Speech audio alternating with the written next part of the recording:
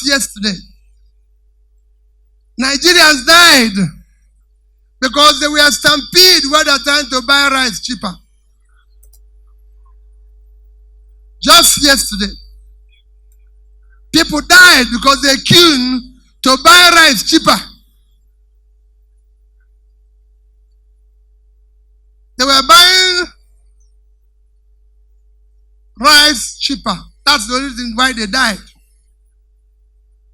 In a country that have over 70% of their fertile land uncultivated,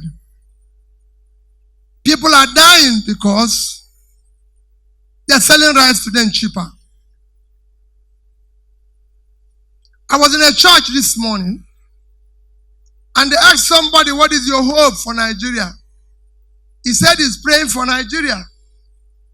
He's praying for politicians. I said, please, reduce your prayers and put some in action.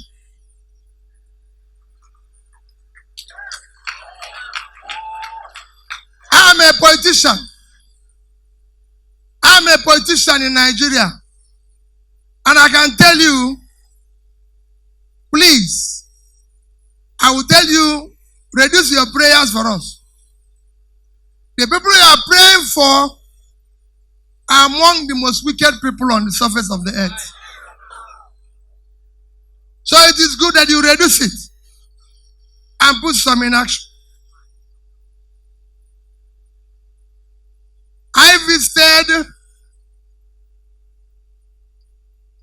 Tongu Magaji with Dr. Mo in a primary health care where they have over 50 women that are pregnant.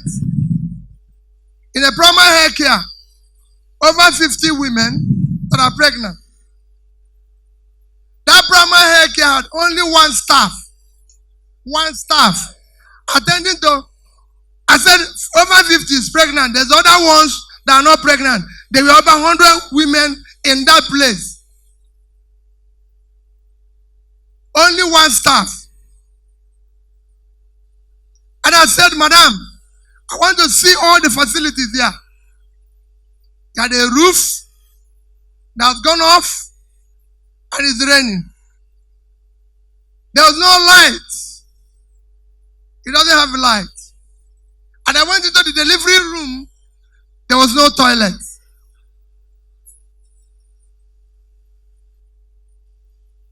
That is in our capital territory. So imagine what is in our villages. And I asked Dr. Mo, how many primary health care is there in FCT? Says to me, there are about 258. So about 250. And I said to him, Dr. Mo, we must dismantle this criminality. We are going to use 15 billion. We were going to use 15 billion naira to build a house, to have somebody who is already living in one of the most luxurious houses on earth. But everything we saw in this facility will cost less than 5 million naira. So if we decide to add 20% to the 5 million naira, it will be 6 million. And 6 million for 250 facility is 1.5 billion naira, which is 10% of what we are going to use to build a house for somebody who is already living a luxurious life. We'll dismantle this criminality. It is a very uncaring thing. Very, very uncaring. Today, the world is competing only on one thing, education. If you compare us with every other nation that is doing well, the only reason why they are doing better is education. It is shown in every study that the more educated you are, the better your development.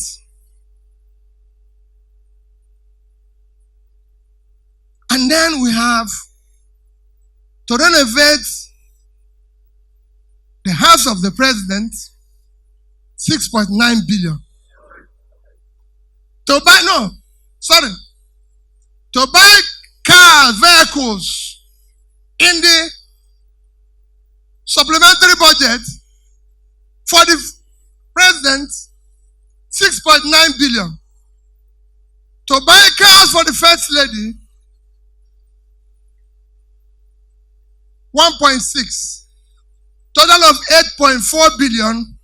But we have for scholarship, for loan for students, 5 billion. No country functions like this. And this cannot continue.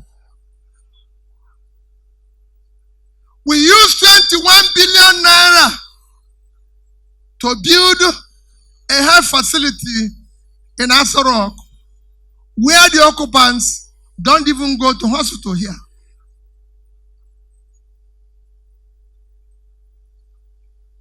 Our budget for a national hospital, which is our number one, is 2.8 billion capital vote. So it's not even up to 10% of what we are using.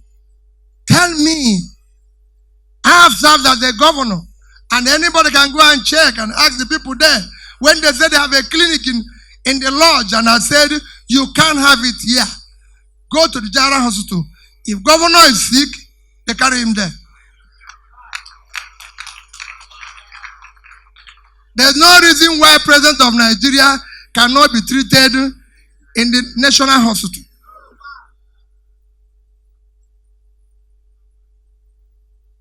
The reason why I said this is because we said we don't have the resources. We have the resources. We need to manage it very efficiently. I don't want to talk about production today. Because I've just told you, we're fighting for rice. We're fighting for rice. We're fighting for food. One of our most difficult security places is Sambisa Forest.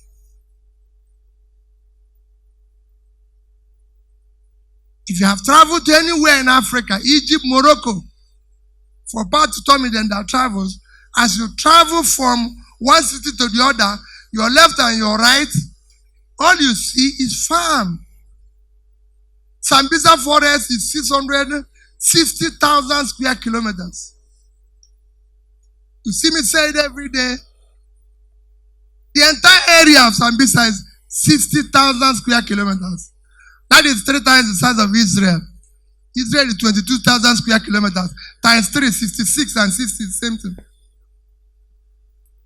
Yet it's become a problem for us. When it should have been source of wealth, source of income, source of everything. People are protesting for food in Niger State. Can you believe it? Niger State has the best land on the surface of the earth for production, agricultural production. 76.2 thousand square kilometers of land. And they can't feed themselves. So they are protesting for food because nobody supported them, nobody helped them and everything. When tiny countries, like I always use Netherlands, who have half of that land. Netherlands without water is 33,000. With water is about 41,000. But their agricultural exports for 2021, which is what I always reference, is over $120 billion. Agricultural export from 33,000 square kilometers, when we have 76.3 that is fertile, protesting and striking for hunger. Because of what? There's nothing wrong with Nigeria. We have have one of the best fertile land in the world. We have one of the best air. God gave us oil, gave us all sorts of mineral resources. Our waters have the best fishes. The only thing that we lack is leadership. Leadership that is willing to sacrifice for our future. And that is what all you see today is magic. If we say the rate of exchange is bad, we start chasing breed to change people on the street. Have you ever seen that before happening anywhere in the world? Everywhere you go in the world, for those of you who came from Europe, breed to change is every country in the world. So why are we chasing breed to change? What is breed to change? Breed to change is neither the supplier, nor is it the person who is demanding. He's just a market provider for those who willing seller and willing buyer. He has committed offense. When everybody knows that the only way you can show up your currency is by a simple thing, productivity. The more you produce, the more you deal with issue of stability of your currency. But what is even shocking, they are chasing breed to change people. People are even selling naira. Are not chasing them. They are chasing only people who are selling dollar. But naira is being sucked everywhere. And we can go on and on. It's still our country. We have no other country except this one. And we will deal with it. We're not going to run away from there. We're going to stay here. Let me assure you people, I know your pain. I know your difficulty. People have gone through this pain. We're all going to be in it together. We're not going to go away. People have said, a woman that have said is doing it for his children. People have said they gave the young people hope. It is our country. I've said repeatedly, I'm not a saint, but I'm not a criminal.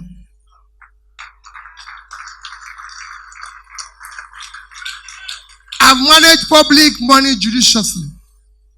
And I know that we can achieve something better if we manage our resources more efficiently. If we have people who care about this country. Look at where we are today. All we hear is bad news. People say we can't. I said it in Pastor Tommy's birthday. Is that we have a country or the criminals take it over? If we have a country, let's declare war and have that country. Somebody must be in charge. It's either us or criminals. How can criminals overrun us? I've been a governor. And I said it, anybody who can go and see it in Anambra State. I told them, it's either them or me. One person must have the space. And we dealt with it. Why can't we deal with it as in Nigeria? Why are people occupying our waters and everything? Today, we spend more time chasing young boys with computers and say they are doing Yahoo people. When people are stealing the billions which we have as the government.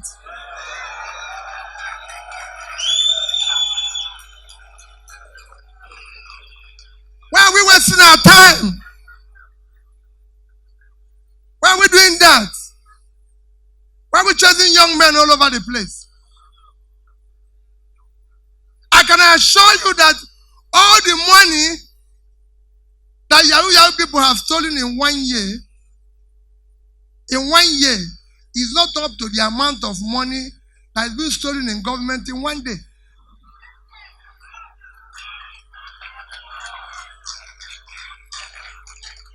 I have been an insider. What we want is those who are stealing our public money.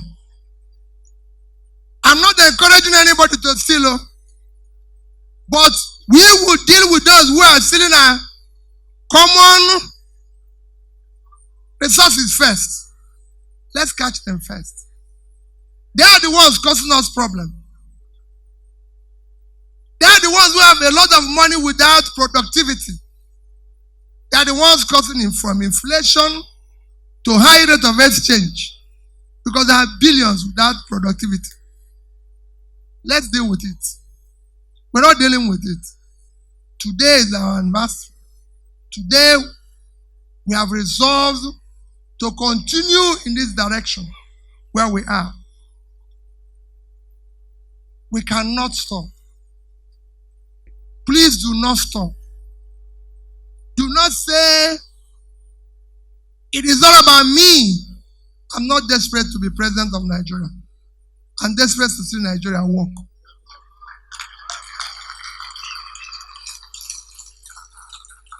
We need to make it work for everybody. There's no reason why there should be poverty in northern Nigeria. God gave them everything. Nigeria can make more money from agriculture in the north than we make from oil. I say it every day and I compare every state in the world. I've said it before several times. You've heard me say it. The richest state in America is California. That's not where they have the oil. Is in Texas. Texas is about third or fourth. California is 9 times Nigeria at 3.6 trillion GDP when we are 400. It is agriculture and knowledge before oil. We have 70% of our fertile land in the north all cultivated. The north is the engine we can use to turn around Nigeria. We need to invest in the north. There's no reason why people in Boronu, there's no reason why people in Kebbi, people in Niger, people in Kogi, people in Benue, they have no reason to be involved with hunger. Because they have all it takes to feed nations all over the world. Nigeria has the best yam, but the biggest yam exporting country is Ghana. Now they say we should go and import food. Import from where? Is it Ghana who have no yam? What do we eat? The only thing that is available outside is the rice. Are we going to invest? Nigeria is supposed to be the highest producer of cassava. But we are not the greatest exporter. Are we going to buy it from people who come and buy here and export? Now they said that our problem is to close the border so that food will not go out. No, our problem is to produce more, have enough to eat, and export and earn money. And it is easy. It is not rocket science. You have all sorts of funny policies here. They say our nurses can't even go out. Our doctors can't go out. What are you talking? Indians did it. They produce more doctors, more nurses. Cuba is doing it. Let's build school of nursing in every local government. Produce nurses, ship them to the world. Have enough here, and those who ship to the world will help in bringing what? The needed money, foreign currency. And it's easy. When you see these things happening, you ask yourself, what is happening here? At times you feel maybe you're wrong. So you have sleepless nights. I always tell partners, I wake up most times at night and ask myself question, are you wrong or right? Well, because I've been in the private space, we have shared these corporations, I've been in the public space. So I can understand what is happening. And I always say, I have the best experience for the job. I'm a trader. So I know what the traders suffer. I've been in the corporate world. So I know what the people in the corporate world needs to. Because there's also problems there that needs to be fixed. And I've been in public space. So I know what is wrong with the country. And we can fix it. There's no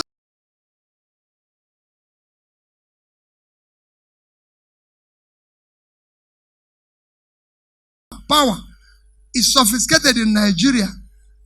A company like Egypt, from 2015 to 2021, moved their power generation and distribution from under 20,000 megawatts to about 50,000. Today, Egypt is exporting power to Europe. Nigeria is still quarreling with all sorts of things.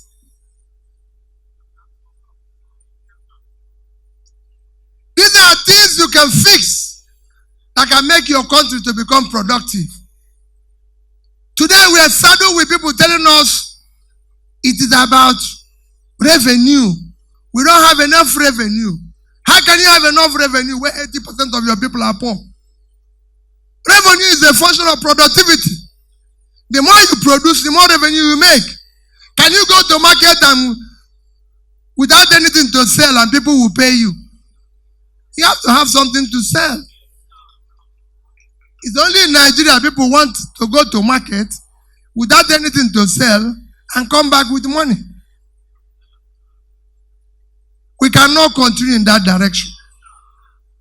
My dear people, today is the day of thank you. I thank you, your obedience.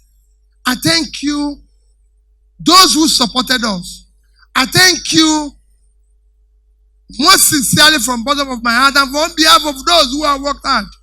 That's what Prof. Everybody is here to thank you. We remain sincerely grateful. People might tell you, oh, he has not come to see me. He has not seen me here. He has not done this. Please, wherever you are, if we have not seen you, know that I'm kneeling down and saying to you, thank you. You were great. You are great. You are one of those special things that happen to humanity. We will soon embark on tour to say thank you to people and to urge them to understand that we've not reached the ending. It is not beginning of the ending. It is ending of the beginning. We've just begun. We will be there. And don't think that if anything, I always say to people who are private to me, don't think that if anything happens to Peter Obi, no, it's not about Peter Obi. It's about all of us. So if they think they are going to take one person away, the rest will continue. In fact, they will have motivated them to continue. Because we must continue until we dismantle the criminality called Nigeria.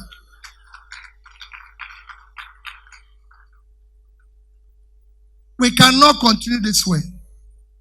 People who genuinely want to do business are suffering. People who genuinely want to do good things are suffering.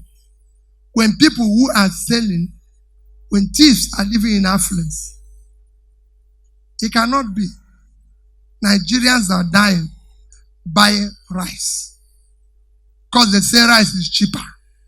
So they now went to buy rice and there was stampede and Nigerians died. I cried over it. Buying rice. They were not trying to struggle for gold. It was rice. Nigerians can't get fuel. Nigerians can, everything is scarce here. Even what God gave them is scarce. They can't travel by road. Nigerians are paid 30, if you're lucky to get a job, 30,000. At a time when one egg is 200 naira.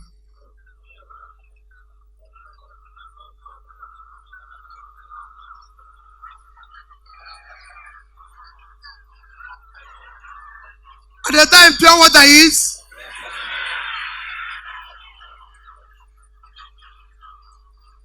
a bottle of Coke is how much?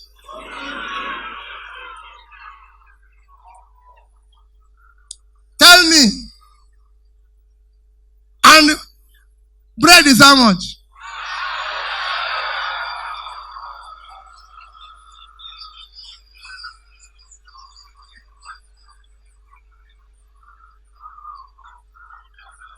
Let me assure you, you are the ones making this speech. It's not me making this speech again. You are the one making this speech. But let me assure you, one of the things that brought French Revolution was bread. I hope people know. They said they wanted bread. The queen said, why can't they